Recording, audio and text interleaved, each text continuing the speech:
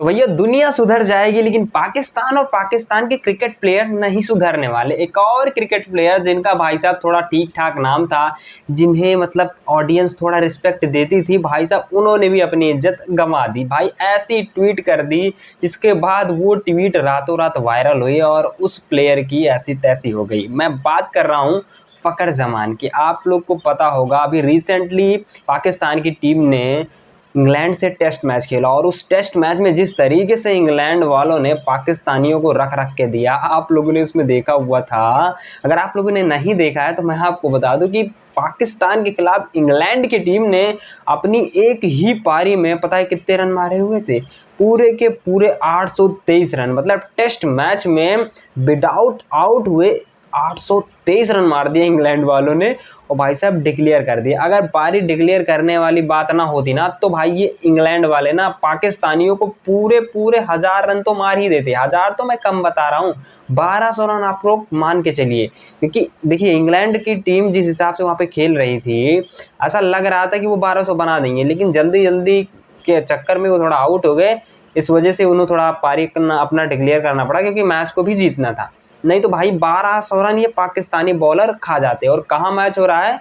मुल्तान सुल्तान, जो कुछ इनका भाई ये लोग कहते हैं, तो वहाँ मैच हुआ। 823 रन इन खिलाड़ियों ने खाए। जो इनके वर्ल्ड नंबर 1 के बॉलर हैं, जो अपने आप को कहते हैं भैया मैं तो वर्ल्ड नंबर 1 बॉलर हूँ, नसीम शाह, आपके शाहीन अफरीदी, उसके बाद फिर वो तो छोड़िए अबरार अहमद, भैया तुम स्पिन फेंकते हो, इसे स्पिनर बोलते हैं। हमारे यहाँ के भैया आईपीएल का जो थर्ड क्वालिटी का स्पिनर होता है वैसा भी नहीं होता। मतलब हमारे यहाँ जो आईपीएल में नेट में प्रैक्टिस करवाता है ना प्लेयर्स को, उतना खराब नहीं होता जितना इनका अबरार अहमद खराब बॉलिंग किया हुआ है इंग्लैंड के खिलाफ। तो फ़खर जमान ने एक ऐसा ट्वीट किया हुआ है बाबर आजम और विराट कोहली से रिलेट करते हुए। तो क्या उन्होंने ट्वीट किया हुआ है, जिसके बाद भाई साहब अभी जब ट्वीट किया उसके बाद पूरा हंगामा मच गया। तो उन्होंने क्या ट्वीट किया है तो ये मैं आपको अच्छे से और विस्तार से बताऊंगा, लेकिन उससे पहले आपसे छोटा सा अनुरोध है कि अगर अभी तक आपने हमारे चैनल को सब्सक्राइब नहीं किया है तो प्लीज़ चैनल को कर लीजिए सब्सक्राइब, साथ ही वीडियो को भी कर दीजिएगा लाइक। चलिए वीडियो में आगे बढ़ते हैं, आपको अच्छे से और विस्तार से बताते हैं आखिरकार क्या है पूरा मामला और भैया क्या पाकिस्तान के खिलाड़ी सच में बौखला चुके हुए हैं। क्योंकि ट्वीट भाई इनका यही बता रहा है कि इनका दिमाग सिर सब फिर चुका हुआ है। तो चलिए मैं आपको दिखाता हूँ, बताता हूँ अच्छे से। दोस्तों आपको पता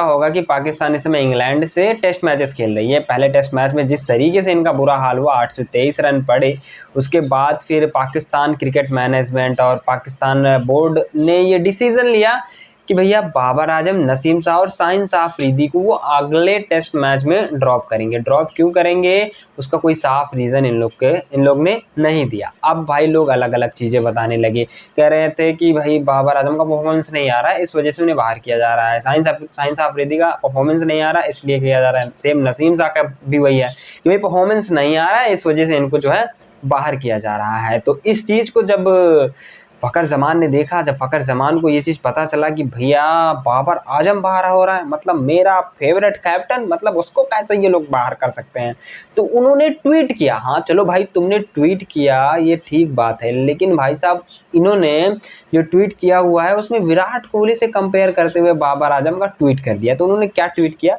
चलिए मैं दिखाता हूँ।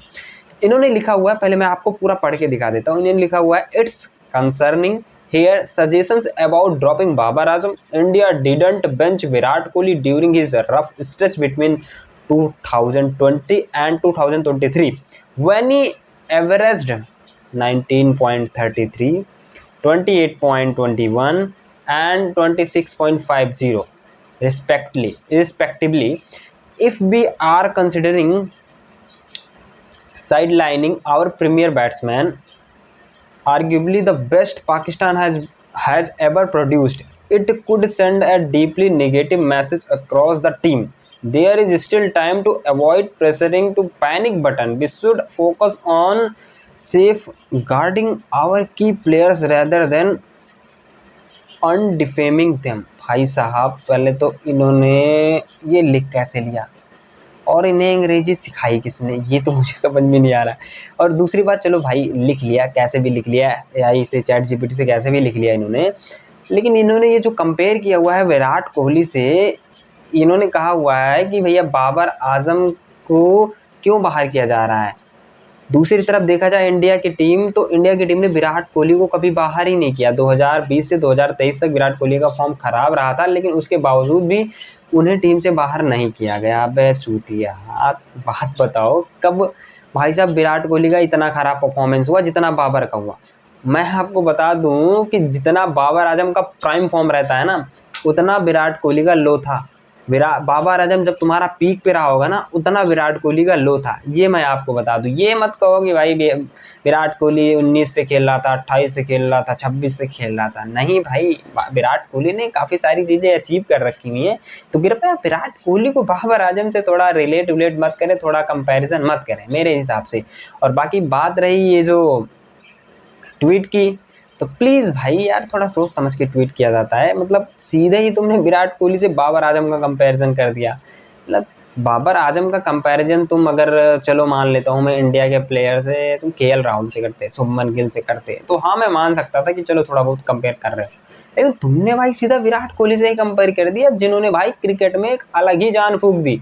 जो भाई साहब क्रिकेट को प्रॉपर तरीके से वॉच नहीं करते थे, विराट कोहली ने उनको भाई साहब अपना फैन बनाया और क्रिकेट में एंट्री करवाई, जिसके बाद फिर क्रिकेट की जो ऑडियंस है वो और बढ़ी। और ये भाई साहब आके विराट कोहली का कंपैरिजन बाबर आजम से कर रहे हैं। ये वही बाबर आजम है जिनसे भाई जिम्बाब्वे के खिलाफ रन नहीं बनते, मतलब यूएसए के खिलाफ रन नहीं बनते, बांग्लादेश के खिलाफ रन नहीं बनते, ये उनकी बात कर रहे हैं। तो भैया प्लीज़, बाबर आजम का कंपैरिजन विराट कोहली से बनता नहीं है। और ये जो तुम्हारी टीम बाबर आजम को टेस्ट मैच से बाहर कर रही है, बहुत बढ़िया कर रही है भाई। किसी नए खिलाड़ी को लेके आओ, उसको स्टार बनाओ। अब ये हो चुके भैया, इनसे रन नहीं बनने वाला।